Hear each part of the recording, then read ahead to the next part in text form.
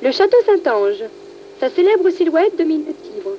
C'est l'ancien mausolée d'Adrien, transformé en forteresse au Moyen-Âge. Il faut l'admirer au fond de la perspective formée par le pont Saint-Ange. Seul édifice antique parfaitement conservé, le Panthéon fondé en 27 avant Jésus-Christ par Agrippa, était consacré aux 7 divinités planétaires. Il a été transformé en église. Le théâtre Marcellus, commencé par César, terminé par Auguste, il porte le nom du neveu de ce dernier, Marcellus.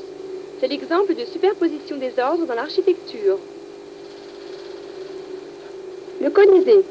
L'amphithéâtre Flavien, du nom de son initiateur, l'empereur Flavius Vespasianus, fut inauguré en 80 après Jésus-Christ.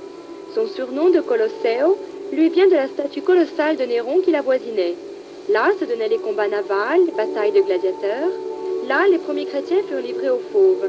Avec ses 530 mètres de circonférence et sa hauteur de 48 mètres, c'était la construction la plus imposante du monde.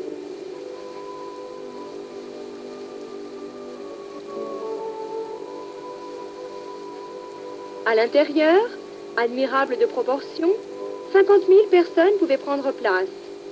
On remarque les substructures délimitant les cages à fauves, les magasins d'accessoires mis au jour récemment.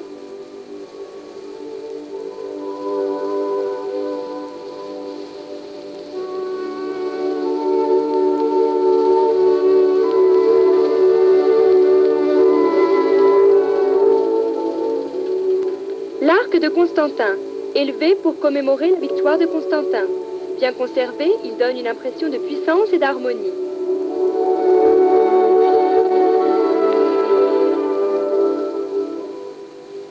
Sur les pentes du Palatin, les palais impériaux de Tibère et de Caligula.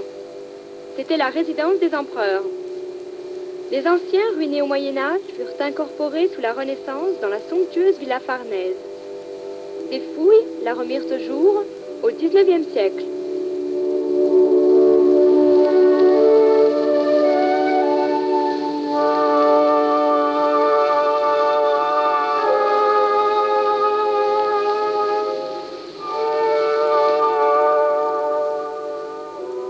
En suivant le Clivus Palatinus romain, on monte au jardin Farnèse qui s'étend sur les ruines du palais de Tibère, dont les différentes parties étaient reliées entre elles par de nombreux souterrains.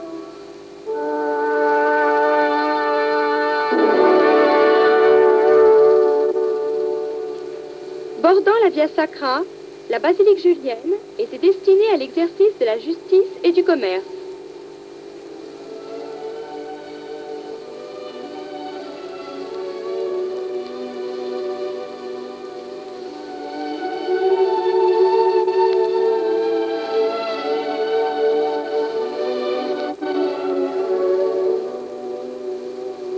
Donnant sur le forum, la basilique de Maxence, jadis tribunal et centre de négoce, a conservé ses proportions imposantes.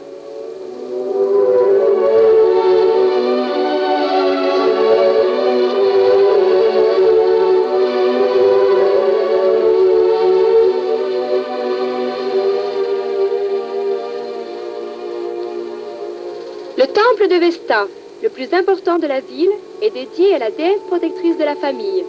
On conservait dans l'endroit le plus reculé et le plus caché du temple de différents objets, symboles de la grandeur et de l'éternité de Rome.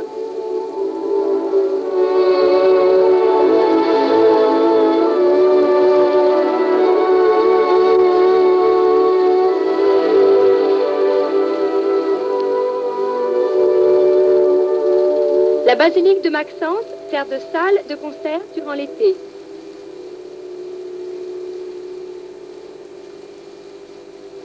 Le tabularium, siège des archives de l'État, construit sur les pentes du Capitole. Tout près, le temple de Vespasien, dont il reste 3 hautes colonnes corinthiennes cannelées. L'arc de Septime Sévère, érigé en l'an 203 au souvenir de la victoire de cet empereur sur les Parthes. César construisit ce forum monumental afin d'agrandir le centre politique de Rome. La colonne honoraire, érigée en 608 après Jésus-Christ, dédiée à des personnages illustres, se dresse encore aujourd'hui intacte. le portique dit Consentes, élégante colonnade dédiée aux 12 dieux principaux et datant de 367 après Jésus-Christ. Les temples boarium, temples ronds de style corinthien conservés presque intacts, temples rectangulaires style ionien construits en tuf et traversin. Bâtis sous l'empereur Caracalla, les thermes, à la gigantesque architecture de briques, pouvaient contenir 1600 baigneurs à la fois. Le bâtiment central était entouré de jardins, boutiques, jeux d'hiver. Le tépidarium eau tiède, vaste piscine centrale, encadrée par le frigidarium et le calidarium, couvert d'une coupole. Les fouilles ont mis au jour les vastes souterrains de service. En été, les thermes fournissent un cadre majestueux à des séances d'opéra.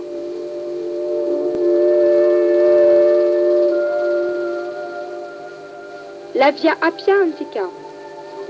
La superbe porte romaine, San Sebastiano, donne accès à la célèbre voie des tombeaux ouverte en 312 avant Jésus-Christ. Un paysage baigné d'une lumière transparente en fait une promenade archéologique très séduisante. Longue de 700 km, la Via Appia réunissait Rome à l'Adriatique. Une succession de monuments funéraires des types les plus divers, cipes, stèles, statues et autels, exèdres et pyramides. Sur la gauche, nous remarquons les ruines de thermes suburbains.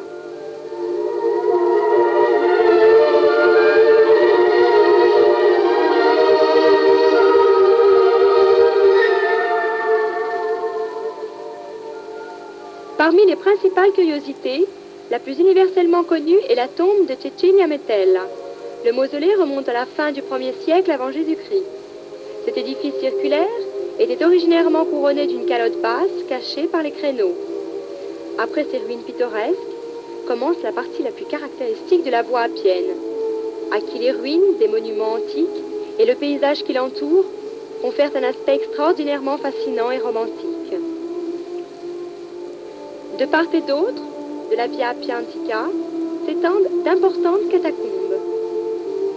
C'est dans ces curieux souterrains, creusés dans le tuf, que lors des persécutions, les chrétiens pratiquaient leur culte et étaient enterrés. Les catacombes de San Callisto sont les plus importantes. Elles s'étendent sur plusieurs étages et contiennent la crypte des papes et le tombeau de Sainte Cécile.